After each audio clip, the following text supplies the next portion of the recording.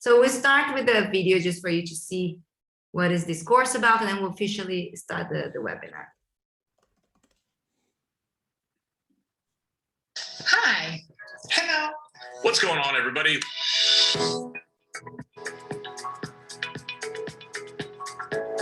Design Leadership is a program to help you shape your abilities and skills to be an effective leader and helps you to take design higher up within the organization. You will learn through 12 global masterclasses taught by 12 globally renowned design leaders. Throughout the last decades, we have been observing how service design is moving upwards. And now more than ever, we need new tools and new leadership. And 12 regional workshops where you will connect and network within your region, learn from local leaders, and practice your design leadership.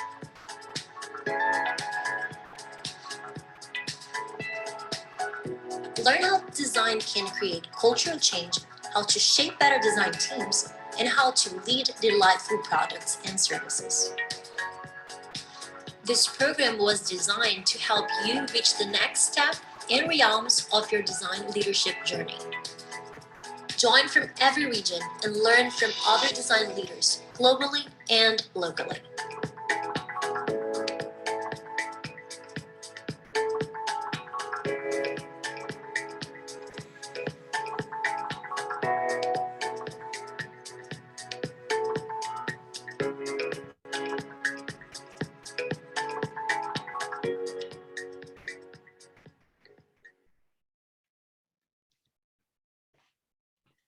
Well, thank you everyone for joining us. We're going to kickstart officially our fire session of the design leadership. We are very, very excited to be doing this session. We have amazing design leaders here in the room. I'm going to introduce them right away. We are also, this is the first global fire session that we're going to be doing for the design leadership. We're going to try to make the conversation of what is design leadership important. How can we make it, how can we scale design teams? Why does it matter to have good design leadership in organizations? We're going to start to warm up the conversation. And of course, we are very happy to have you all here. Thank you so much for joining from different parts of the world. If you haven't yet, please let us know where you are joining from. Let us know your city, what kind of designer are you?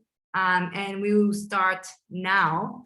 So let me introduce a little bit of who we are and who is ECOS and why we are here. So first of all, I am Juliana Proserpio. I am one of the founders of ECOS. ECOS is this innovation lab driven by design. I am also the chief design officer at ECOS, and I have a passion, of course, on design leadership. We have been designing this program for more than 6 months now. It's a big accomplishment. We have amazing leaders that are joining us. Thank you so much.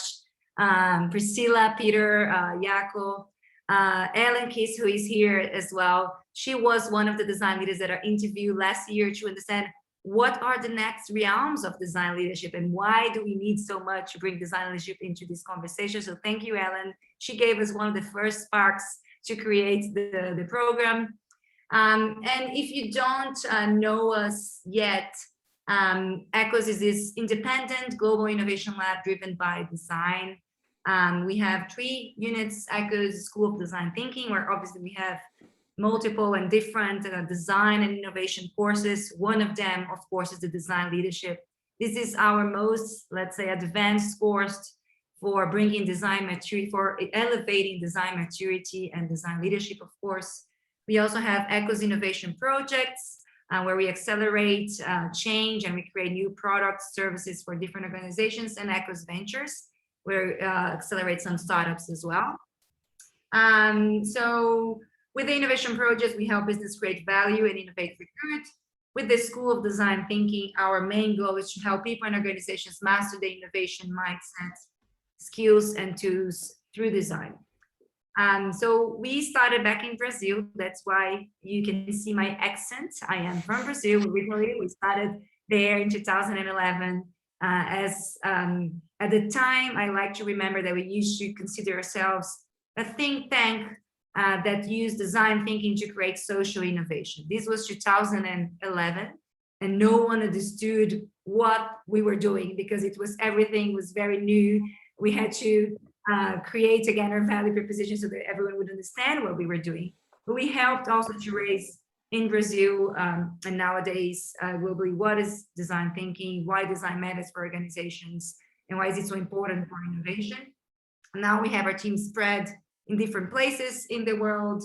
And this is a bit of our numbers. We have now we have 40,000 people that participate in our courses, more than 100 projects developed, and more than 70,000 people in our online courses as well. We are also part of the Global Design Thinking Alliance. We are very proud to be part of this alliance. And we are the only non-academic, let's say, institution who is part of the Global Design Thinking Alliance. It's an amazing group of people that are joining to raise the awareness of design thinking, to elevate and research design thinking in depth as well. And we are gonna start our chat now. We're gonna be talking about design leadership. So any question that you have, or please write on the chat. By the end of this session, we're also gonna have a questions and answers. So you're gonna be able to ask directly as well. So we're gonna be collecting all these questions. You're gonna be asking everything at once at the end. So welcome again, and we are very, very happy to have you all here. So just to start, I just wanted to bring a quick quote from Bruce Mau. And I really like his definition of design leadership here. He says, look, to lead is to envision the future and then systematically work to realize the vision. That is exactly what designers at their best are doing every day. Leadership and design are both processes of social influence that aim to manifest the vision of what is possible.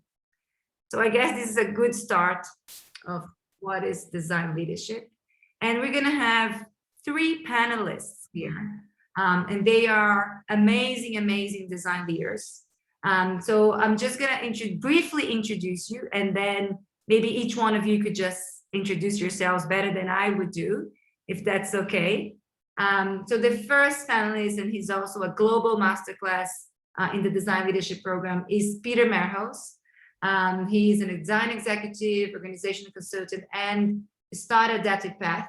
He also wrote some very important books in the design and the innovation world. So Peter, I'll leave it up to you to introduce yourself. Thank you again for joining us. My pleasure. Thank you for having me. Everything you said is true and sufficient in my introduction. Thank you. Thank you. I'll just quickly then introduce also Priscilla Williams. She is a regional leader for Hispanic America and UX design vice president for Citibank. Hi, everyone. I'm so happy to be here with you. I am from Mexico, as Juliana mentioned, and I have been working on related design projects for more than 10 years, mostly focused on the financial services. And that's it. Thank you, Priscilla, for joining us. It's a great pleasure to have you here. And last but not least, I would like to introduce you to Jaco Tamela, CX and design director at DASA.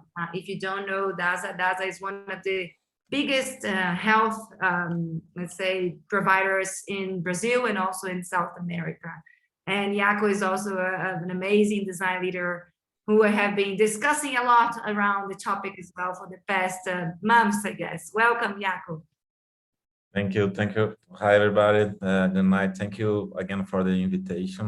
I'm very happy to be here with you guys. As you said, I think you presented me enough for the discussion.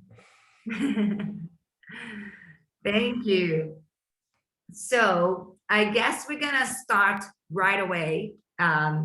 And the first question, how it's gonna work, we're gonna have a few questions. I'm gonna ask a question, and then all the panelists will discuss. We're gonna have 10 minutes for questions, and then we're gonna move on.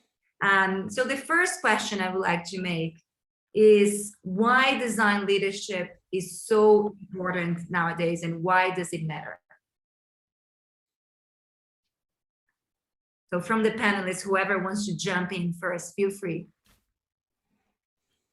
Can start. I think that when I see this question, the first question that I like to ask myself, at least, and maybe to everybody, is maybe before to ask why design leadership matters, maybe I think we have to understand why design matters and why design matters today. I think that's why it's a subject that everybody talking about, everybody's hiring their own in-house design teams and scaling up all the design teams, etc. I think we are facing a period that everything that we believe we knew or believe that sustains somehow our society have been have been reimagined, we have the possibility to redesign somehow. And I think all the values, everything that we believe that shaped our society, and somehow we can have this possibility to redesign, and based more or less about it with the Bruce Small sentence as well. When you talk about the idea to envision, to create this future, to think it's something new that we didn't realize yet. I think that's why the design is a subject that really matters today. And also when it's connected with leadership, I think that's the bridge that maybe can give you the idea about how maybe that this design leadership matter today, meaning you to have the ability to really rethink whatever we have decided so far for our society. So to have this capability to really rethink everything that we have so far designed until now. And also how you can guide other people to really make part of this change, to really make part of this new world of possibilities that we can redesign. So that's some thoughts on that. Thank you, Jaco. I can add to that answer. I think that nowadays design is more important than ever, because organizations just realized that strong design teams are as vital as having sales teams or marketing teams or even technology. Why? Because before they offer a value through a product or a service, but now they have to complement that through an experience or even a digital experience. So for that, you need designers, because the experience design, service design, customer experience is the new battlefield. And you have to have a human-centered vision in order to accomplish offering good experiences. And I think that design also has a superpower that organization needs, that is that it connects people, not only with the consumers or the users, but also it connects people and align teams within the organization. Design makes them talk, and design can be strategical. It has proved the value to the business, like now organizations know that they need to invest in design in order to have a good revenue and to convince users to use their products. So now more than ever, design is vital for the business. And what I'll add to all of that, and I liked that initial framing around why design is important and then why leadership is important. In order to deliver on the promise that Priscilla's talking about, we're introducing design, which is still relatively new in a lot of these organizations, and a lot of other people within these organizations don't know what to make of it. Design is new for them. They've never really worked with design, particularly at scale, and they have a lot of assumptions that are often faulty, right? They see design as simply the presentation layer and don't recognize all the things that go under beneath that. And so the importance of design leadership is to be a diplomat for design within these organizations, to advocate for design, to communicate what it takes in order for design to be its best self, and then to be a champion for the team, because there's going to be a lot of stuff coming at the design team that will could distract it, spread it too thin, have it focused on the wrong problems. And so that the importance for design leadership is to protect the team, to keep it focused on what matters. So this combination of communication and relationships building with the organization, and then this advocacy and championing for the team to be focused on the right problems. Thank you for that. So if I can remind ourselves what you just said. So Priscilla said something very interesting, that design now is being perceived like in areas that is so important to any business, such as marketing, such as sales, or something like that. And then you said, Peter, that design is really, really important. Design leadership is important to protect the team and to make sure that everyone is focusing on the right problems to solve. And Jaco, you also were posing something very interesting about why design leadership and design is so important nowadays. I just wanted to maybe ask and explore a little bit more of why do you think design became so important now? And why are all the design teams growing so much? Why is everyone hiring?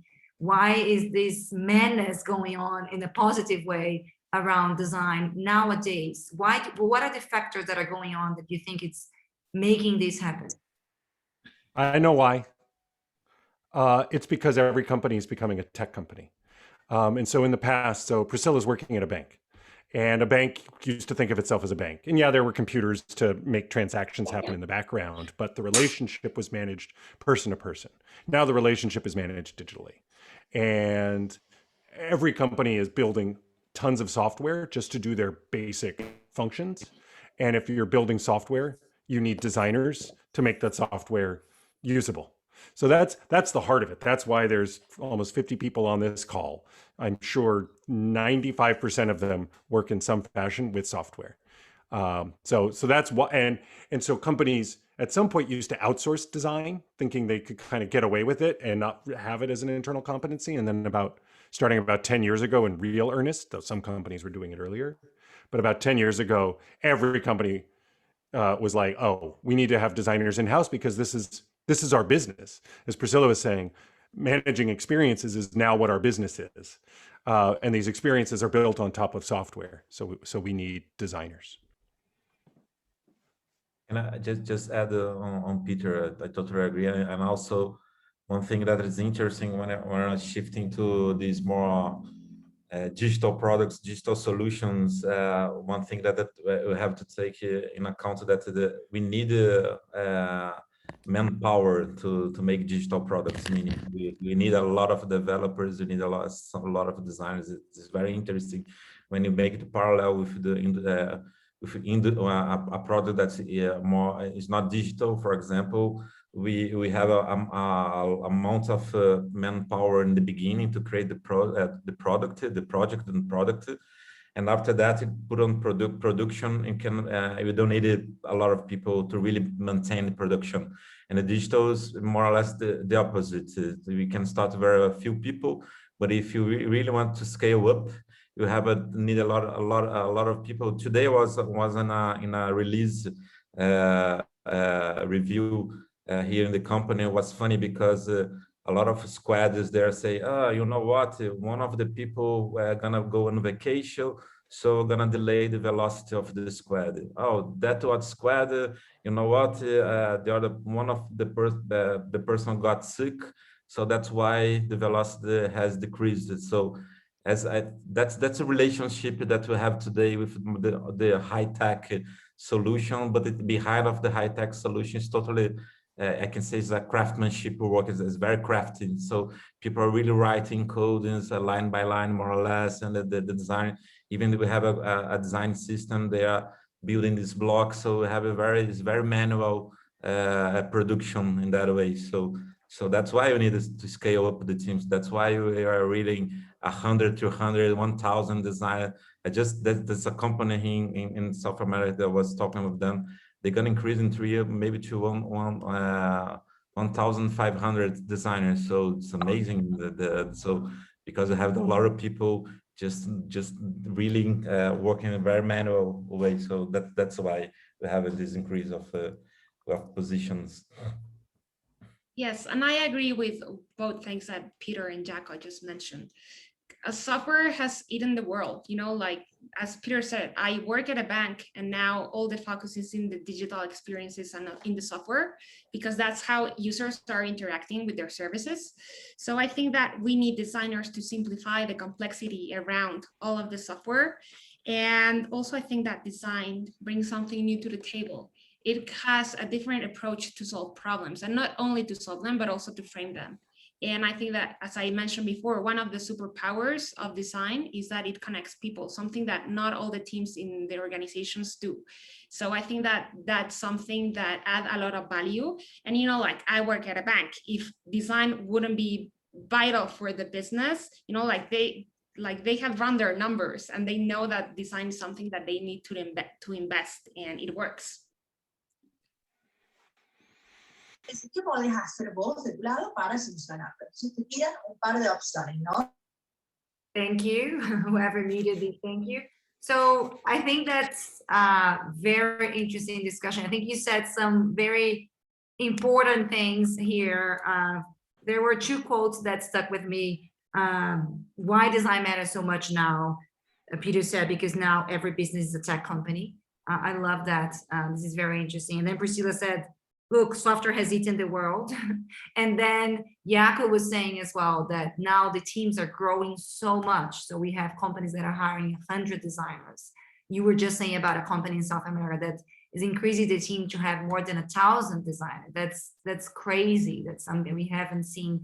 It's not, I mean, design grew a lot in the industrial revolution, and it's growing even more in the digital revolution, of course, because every company is a tech word. So for those who are entering now our webinar, we are in the first question. We're asking why design leadership matters.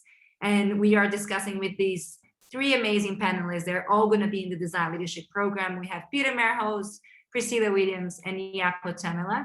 And I think the thing that I find it most interesting as well is that, so you were coming from 3 different countries, from different locations.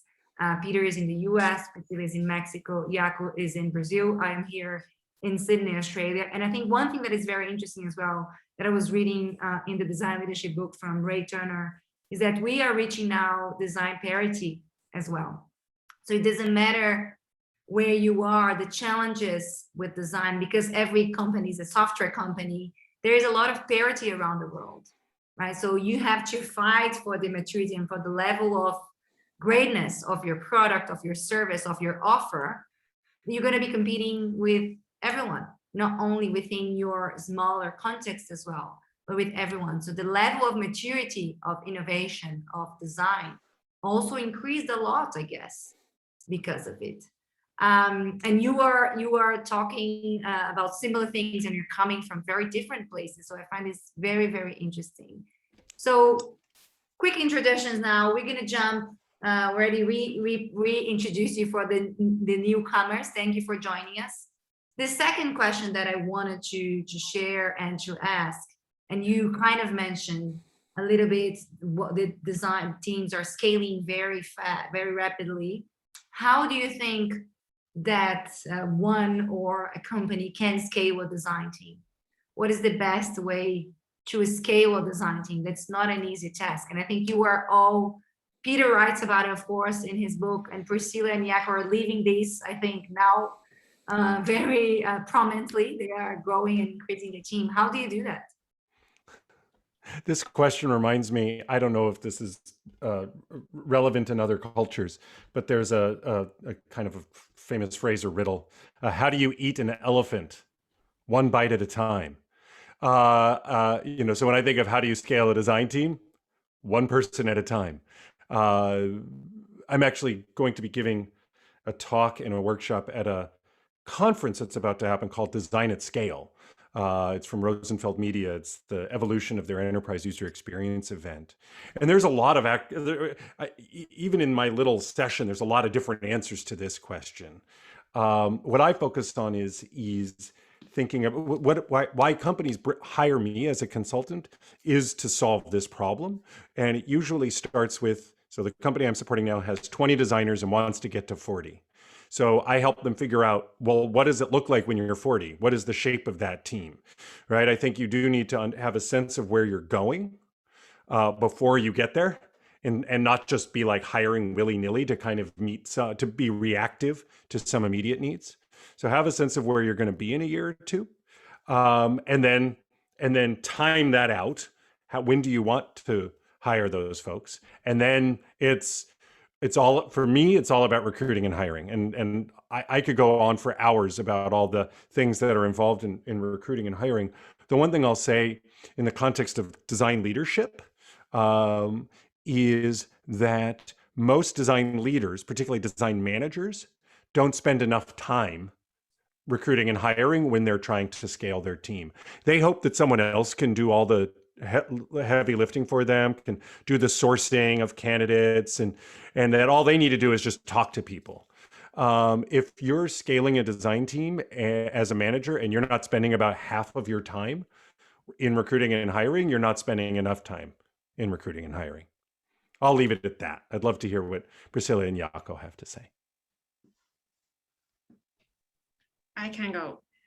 Well, I think that no one talks about what Peter just mentioned, like the diplomatic aspect of being a designer. So I think that if you want to scale a design team, you have to put attention to politics. And I don't know if I learned that because I work in a really complex organization, but politics is my day-to-day, because you have to build alliances and bridges to find people that actually believe in the design team. And if you pitch design correctly, you're going to have some more resources and more tools and more designers. So that's when you have to start paying attention to what just Peter mentioned. You have to start eating the elephant one bite at a time, and you have to start watching out designers outside and everything. But I think that you need to have also flagship projects at the beginning of the design team, because you need to show the organization how strategic design can be. And once you start scaling, then you're going to have another problems, because you're going to have to take care about consistency and quality, because once you go from having 10 designers to 70, everyone's going in different directions. So that's when, if you want to scale correctly, a design team, you have to start paying attention to the design language system, and also maybe a content strategy, and also how it's going to be the distribution of the work. And I mean the sales organization. I don't know how to say this in English. But I think that's something that is very important if you want to scale a design team, is also to give your organization a design culture. So for that, you have to do kind of a design about evangelization to let the other stakeholders know what design can do, but also the designers in your team know what are the correct methods or processes to approach the projects. I don't know if that makes sense, but in my mind, it did. No, it totally did. I think just to add something very quickly on the both of you, that I want to take the what Peter said about the elephant and say, but in order to really to take a bite, you have to be hungry. I think so. I think one thing that you have to do, really to scale up, is to create internal demand. Meaning the people really have to be starving to have more designers work with them. So I think that that's one thing that you have to be aware of this. And so I think that's based on about. So we have to I think what Priscilla said on the last question, on the last answer, is about really to prove the value of design, really prove the impact that we're doing. So the people are going to be starving to have more and more and more designers. That's exactly what's happening today here. So people are paying for my designers. So a lot of businesses, they say, no, I can't pay for your design. So no, so that's good. And one thing that I really like to work is as the leadership, you have a lot of different layers. So we don't have only the CDO, VP, director, or whatever, not only the heads, but Peter mentioned the design and manager, but they have a different layers depending on the size of the company. And I think that's the key. We have to work very, very, very closely with these leadership layers, and how they really embrace the team in order to create this halo of growth. And the one thing that just to add one thing that I like, because when was funny because when Peter make the answer and say yes, you have to just to hire people. That's the way you're gonna scale up. They have to hire someone. So recruiting, hiring, and I think it's something that Priscilla mentioned as the idea of connecting. One thing that you have to, I really try to create this bond of the design team, really think as one design team. But the one thing that you have to pay attention, you cannot create a bubble, meaning you cannot create this team cannot be disconnected from the whole organization, because that's going to be an issue in time gonna be scaling.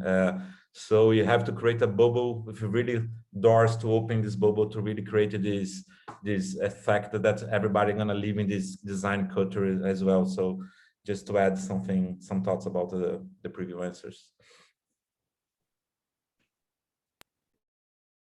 Thank you. I think there was a question there that is connected to what you were saying about growing your team. Is the responsibility of hiring and finding talent from the design leader? I think you're already answering the chat, Peter, but I would love you to explore a bit more. Or is this something, or should designers be entering the HR? Should we have designers in the HR? And you were saying, hey, this is something from the design ops. Could you just explore this a little bit more? Because I think this is something very new as well in the design world. And to be honest as well, there are not many design ops out there. We are trying to find them, and it's hard. So sometimes even if you don't have a design ops, you need to be doing this role in a way. So if you could just explore a little bit, that would be lovely. Sure. So I'm not advocating for designers to join HR. Let's just put that aside. We need designers in design. But designers, particularly design managers, design leaders, are going to find themselves having to partner very actively with HR, particularly in ways that they hadn't expected, right? When you're a practicing designer and you imagine becoming a design manager or a design director, what you don't imagine is you're going to spend much of your time talking to people in HR about opening recs and compensate and making sure that the people on your team are paid what they're worth. But that is the reality of design leadership. So there is a relationship with HR that is important. When I was talking about design operations, particularly in a scaling design team, what can often happen is that the requirements for just people's time and attention for doing the recruiting and hiring can overwhelm even the design directors and design managers. And so one of the roles that a design operations function is starting to take on is something called people operations. And that involves everything from helping recruit and hire designers. So that's helping with the sourcing of designers, but more importantly, kind of what is the recruiting and hiring process? Who's involved? What materials do they need to support their recruiting and hiring activities? Writing job descriptions, but then also the employee experience. You've hired someone, now you're onboarding them. How do you make sure that your designers are getting onboarded well? What's that experience like for a designer over their life of working with your company? So things like career ladders or levels frameworks, and just making sure people are performance reviews and goal setting, right? And just making sure people are being carried along in their experience. Design managers are still responsible for driving these activities, but design operations is important for helping create the materials and the kind of framework within which these conversations happen. And I don't know what it's like in other parts of the world. I can say in the United States, while design operations is still newish, it's growing rapidly. There's another Rosenfeld Media Conference, their Design Ops Summit, I think has had, could probably have 1,000 attendees this year. It's kind of taking off like a rocket ship because all these in-house teams are scaling, and design operations helps you do that. Thank you, Peter. That's amazing to hear. I think there are these role, let's say, is growing really, really rapidly everywhere in the world. I have been seeing here in Australia a lot of roles open in design ops, and there are so many roles also open in lead, let's say, design leads or managers that are. It's really, really crazy to see. So thank you for sharing. How do you how do you see it? And absolutely agree and learn from you when you talk about it. So the next question, the third question I would like to see and to hear from you, how do you as a design leader, how do you lead change and influence business decisions? I think this is one of the key things. And I think Priscilla was also talking a little bit about that because you're sometimes doing politics. So how do you lead change and influence businesses as a design leader? You're both three very accomplished and let's say experts in design leadership. I'm sure you do this almost every day. What are your tips and how do you make this happen in your experience? Well, I think that, that if you want to influence business decisions, we need to start talking business. And that's a challenge for designers because sometimes we only want to do like the fun part. But if you want to really build a connection with your stakeholders, you really need to understand their problems and talk their language. You need to see them or you need to see your stakeholders as one of your main users, and you need to do politics as I said before. And you know, like you need to understand that your business stakeholders are your most important users. They're super busy. They probably are super data driven. And I mean, like if you show them the value of design, your methodology, your approach, how are you going to measure that, your KPIs, then maybe you can have something in common and they're going to believe in you and you can influence them. But if you don't talk business with them and you only talk like poetry, because like I was in a meeting once and someone told me like, stop talking poetry with me, show me the numbers. And that actually like shift my mind, you know. I say like, okay, I need to start talking numbers because I don't want ever to happen this again. I need them to believe in design. So I think that that's something that we as designers need to understand. We need to talk or use our stakeholders' language to influence them and understand deeply their business, their pain points, their goals, and what they have already tried and haven't worked. So I will add it very quickly. I would say be empathetic to the stakeholders. I think that's first step. I like to talk to my team. Usually the designers say, "Oh, you know what? Business people doesn't understand design," and I answer them, "Do you understand what they are talking?" And designers usually make this poke face like they don't get what I'm trying to say. So I would say that's going to be my tip, to be empathetic. So in order really to make the business understand how design is valuable, we as designers needed to understand how business work and how really create value to the business in that way. So that's a path that we have to meet in the middle of the path. And just to but being more tangible, yes, we have to talk about numbers. And as I was just looking to my second screen, all the programs that I have open is Excel spreadsheets. I have a Keynote, and I have Asana just to see how the projects are doing. And I have a Figma that's also minimized because I'm not using, because someone sent me something in Figma that I have to see. But all the programs, everything that I'm doing day by day is not really design stuff, but how really put design on the strategic decisions and strategic perspective of the company to really make your design grow, really add value to the business and value to the users as well. So I think that's a shift you have to do in the business. I think all the designers that really work internal have to somehow shift a little bit and walk closer to the business, to really connect with the business, because we are internal design team. But anyway, I consider myself a little rebel, and just to give an example, as Priscilla.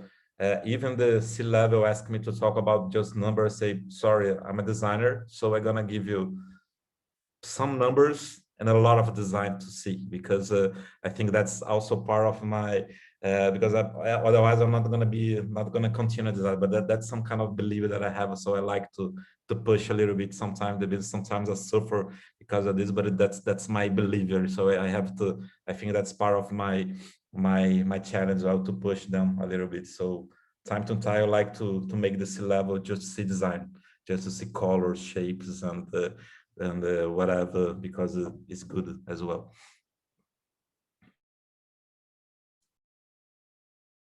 Peter, you're mute. There we go. Sorry, I was muted.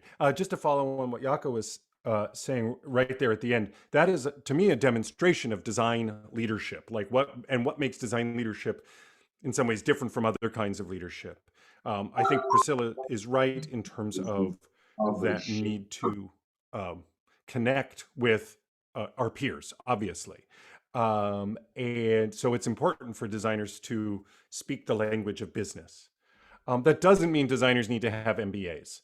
The amount of knowledge about business that designers need to know, you can learn in like a couple of weeks reading a couple of very basic business books. But you need to demonstrate that you understand how your effort connects with business value and to make those connections. But I think to Jaco's point, if all you are doing is talking business back to them, you're not bringing forth your value as a design contributor. And so striking that balance and making sure that your peers recognize that what they're getting from you isn't simply another flavor of product manager or marketing person, and that you have a contribution as a designer that's interesting in and of itself, that connects with the business, making, keeping that conversation broad in that way is important. Thank you, everyone. I think this was a great way to see how you think as design leaders. And there are a lot of questions popping up here in the chat. So the next thing I'm going to do, we're going to do a quick game, and then we're going to be answering questions, if that's okay. So this is the part where I'm going to be asking you questions, and you are only going to be answering yes or no. So I'm going to say, for example, Priscilla, I'm going to ask you a question. Then you're only going to say yes or no. And the others panelists, Peter and Jaco, for example, they could say yes and something else, or agree to disagree, meaning that you don't agree with the answer that Priscilla made. And then I'm going to be asking a question for Jaco, then a question for Peter. Then we're going to have each one of the panelists will have 3 direct questions. Is that okay? Are we all understood? Well, let's give it a shot. Yeah, that seems fun, but and tough and at the same time. So Tough, yes. I think it's going to be tough. So just to put a little bit more pressure, each one of you have 10 seconds to answer. And then if not, we're going to have to pass. Okay? So I'm gonna give the honors to Priscilla. And I think that's one of the toughest questions. I'm going to start with you. So Priscilla, would you fire a team member for underperforming? Yes. Peter and Jaco, anything to say yes and or agree to disagree? No, yes. Also. Yes. Also. Yes. Yes, and yes. Okay, yes and yes. Okay. Peter, do you think design means innovation for business?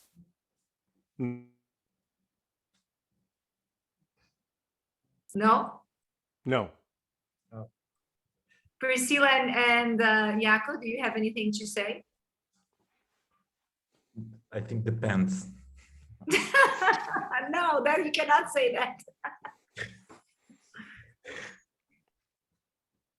I would say yes, and it depends. Perfect. Okay, Jaco, can creative teams work well remotely? Yes. Other panelists?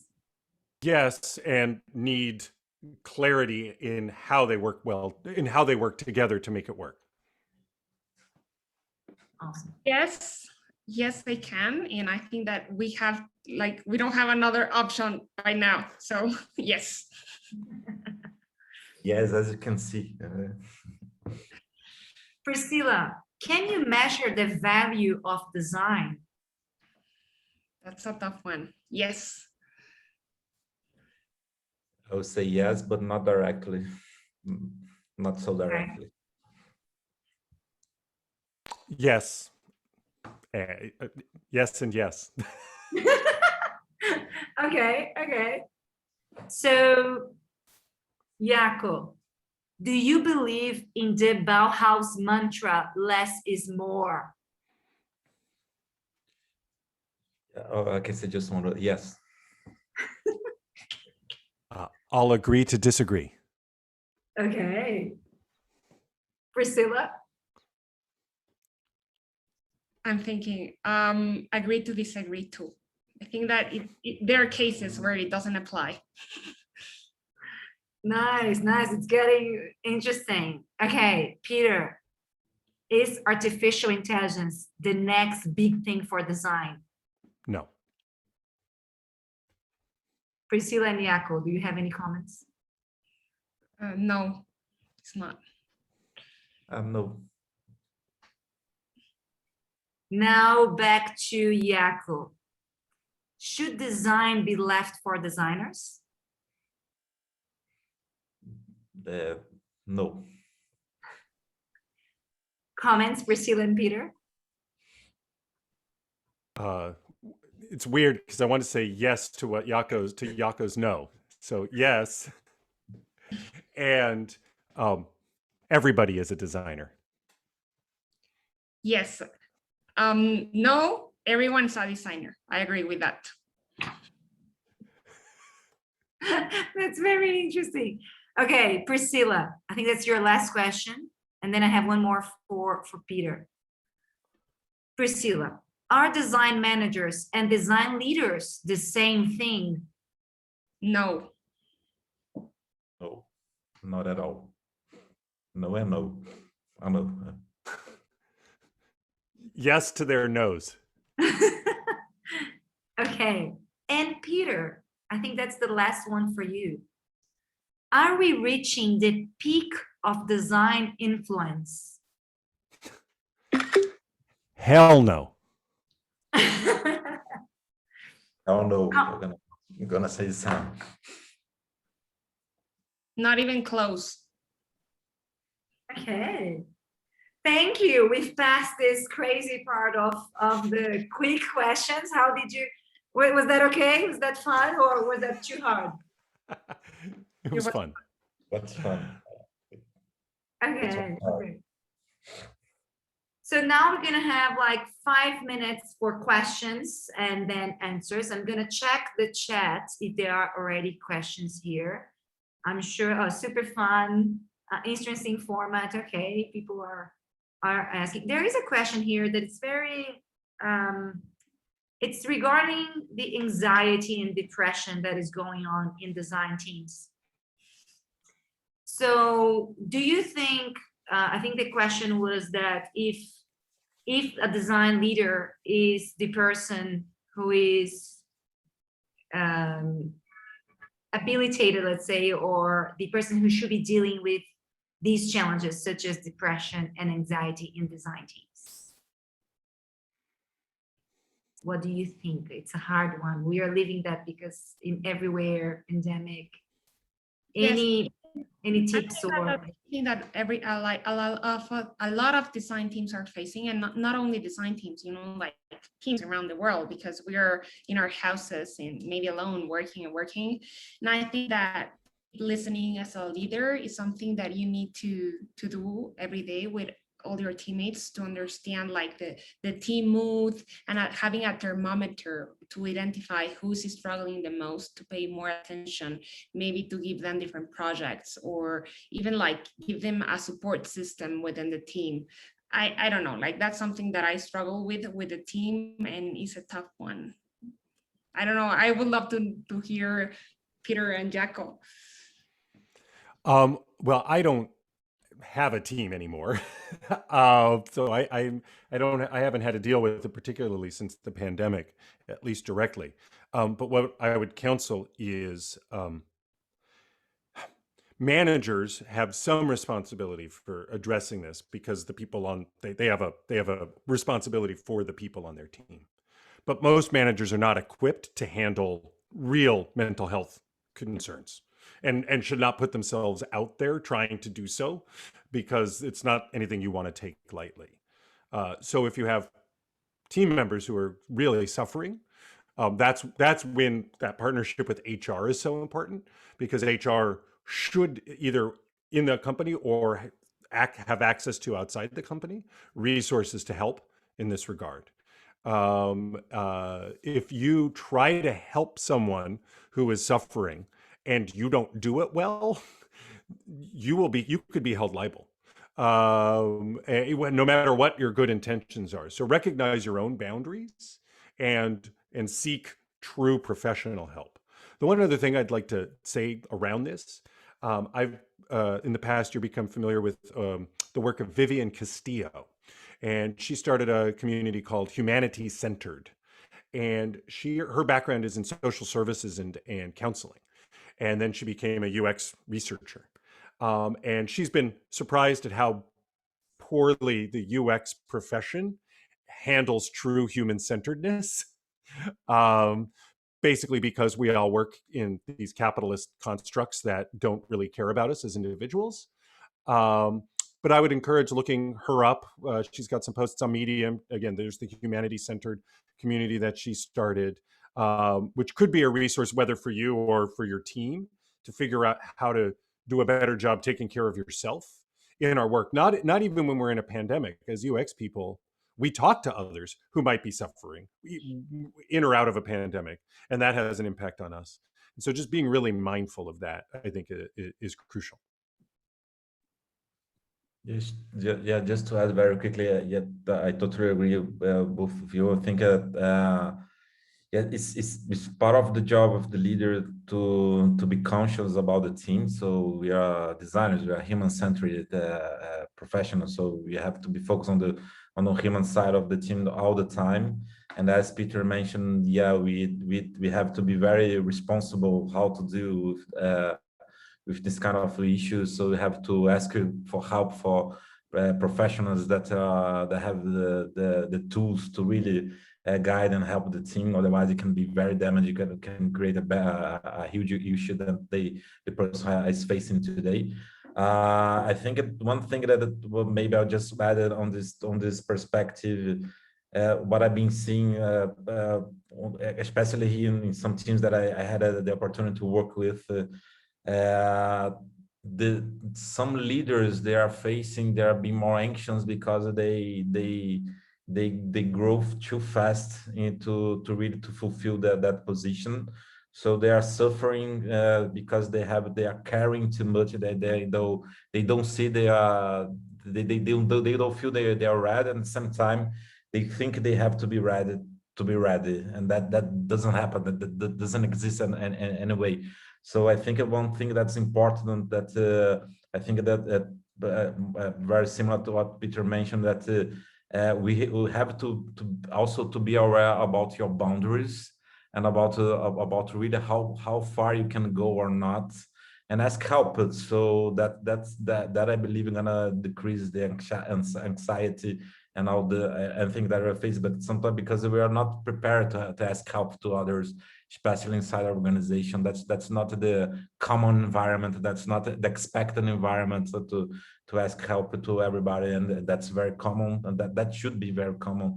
And that so don't try to carry all the responsibility of the world of your team by yourself. That's not gonna be good for any kind of team, leader. Thank you, everyone.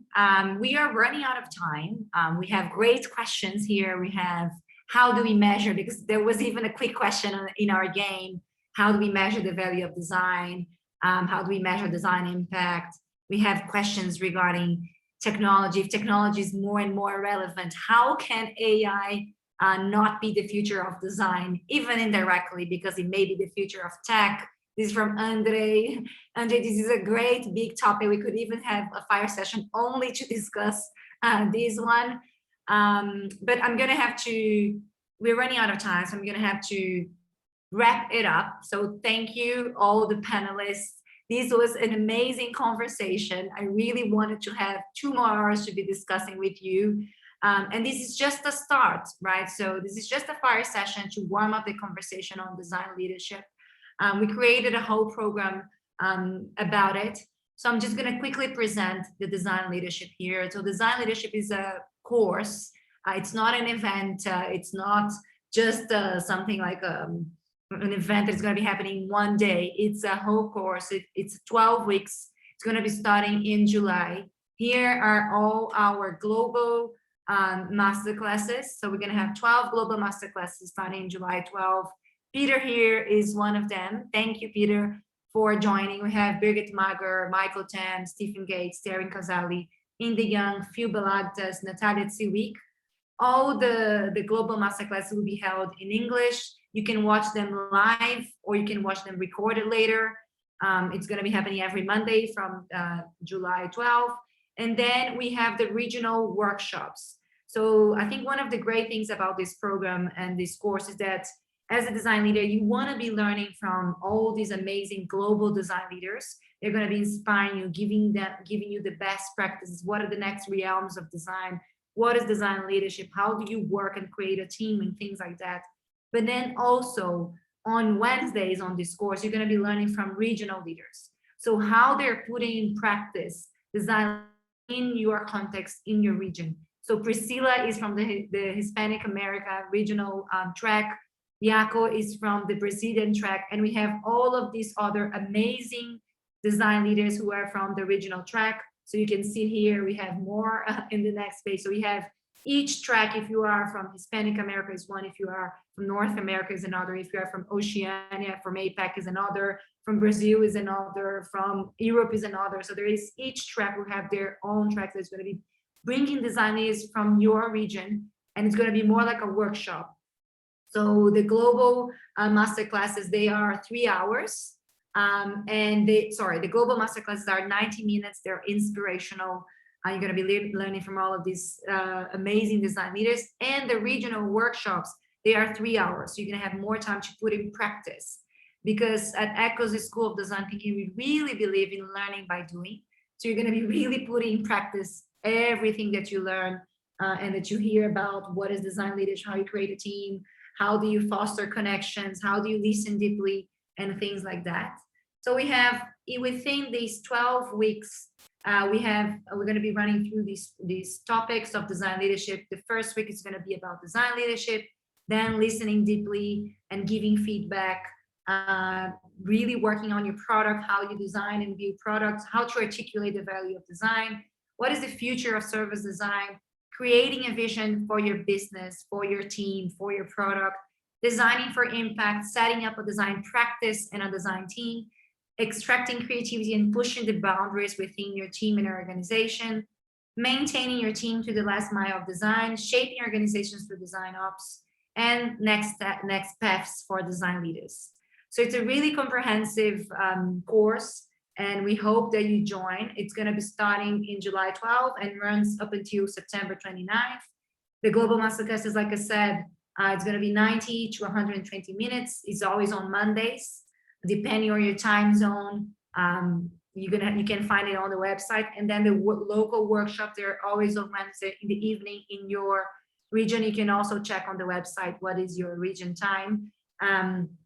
So join us. And the last thing that I wanted to share is that we have a special discount code. We're going to be sending you, if you want to take a picture, you can take a picture here, but we're also going to be sending you an email, 20% off if you participated in one of our fire sessions.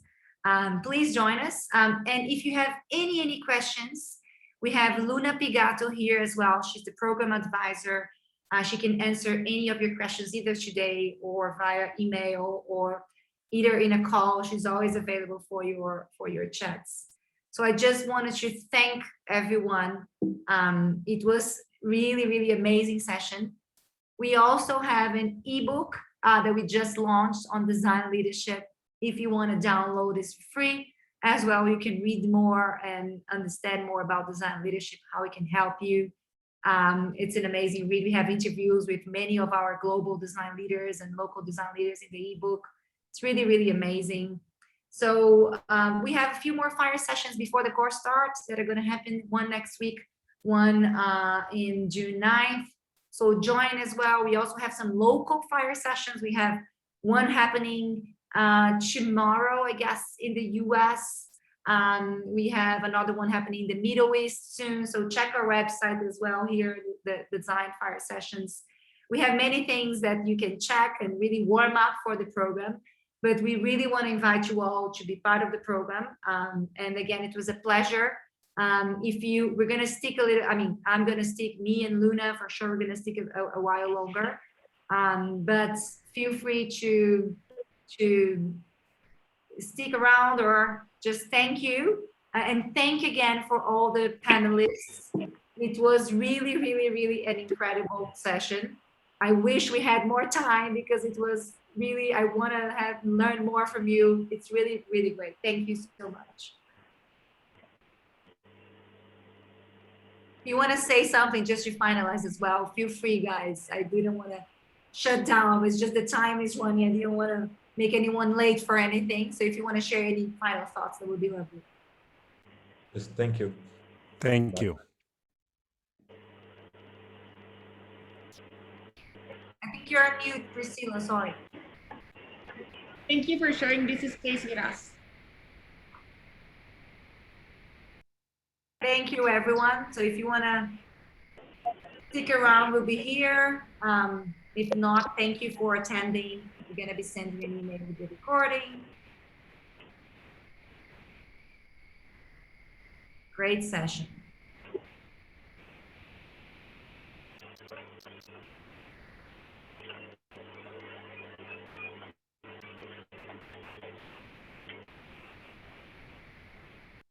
Anyone has any question about the program or about anything else, feel free. We'll be sticking around for a few more minutes. If not, thank you and see you soon.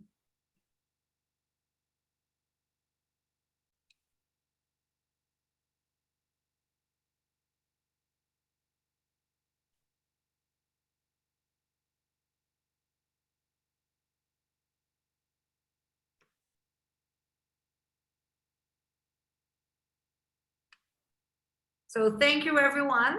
We're going to wrap up.